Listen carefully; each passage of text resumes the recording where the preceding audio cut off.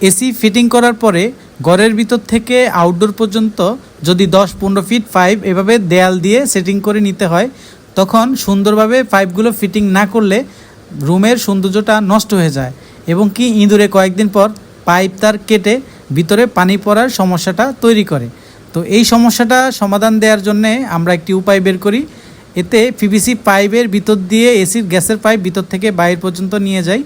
এতে করে যেমন ইঁদুর থেকে রক্ষা পাওয়া যাবে এবং দেখতে খুবই সুন্দর লাগছে। কেমন হয়েছে জানাবেন কমেন্টে।